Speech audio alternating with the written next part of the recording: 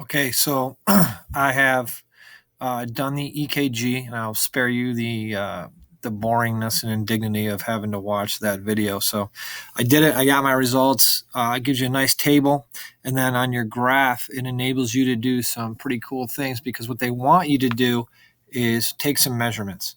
And so the first measurement they want you to take is the P to R interval.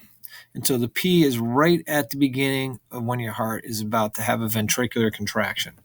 Okay, and so to get that P to R that R interval, they want you to measure the beginning of the P wave all the way to the base of the Q wave.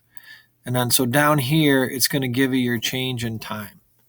Okay, and so when I first did it, I got 0.213 seconds, and that's what I put into the table that's in your slide.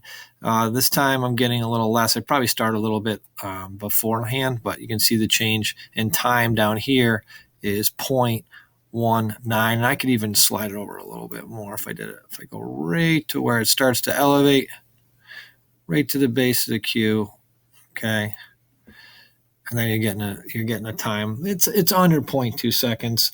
It's under 0.221 seconds. Is pretty much normal in the P to R interval. Then the second one is the QRS complex. That's your ventricular contraction.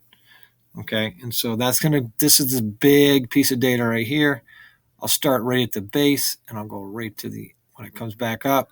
Okay, and here we have a change in time of 0.119. The first time I did it and recorded it was 0.116 seconds. But that's your QRS complex. That's what they want. And then QT interval.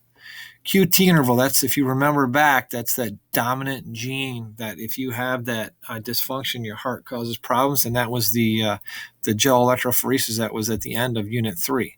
The QT interval starts from the base, all right, and it's all the way after the T wave. So the base of the Q, all the way after the T wave. And so for this one, I got about 0.376, something like that.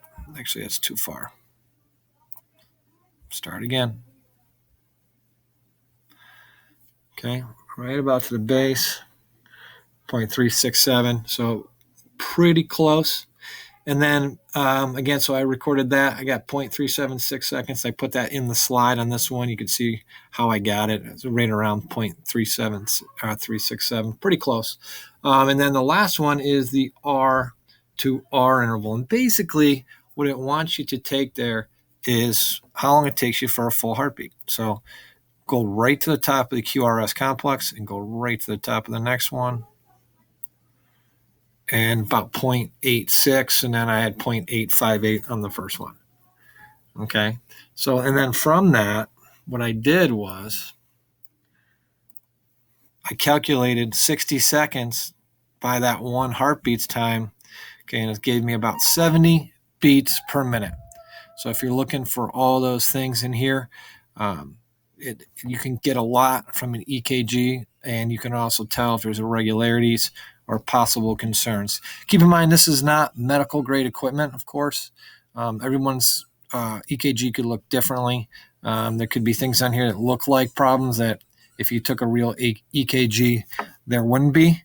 So just keep that in mind. All right, so hopefully this will help you going forward.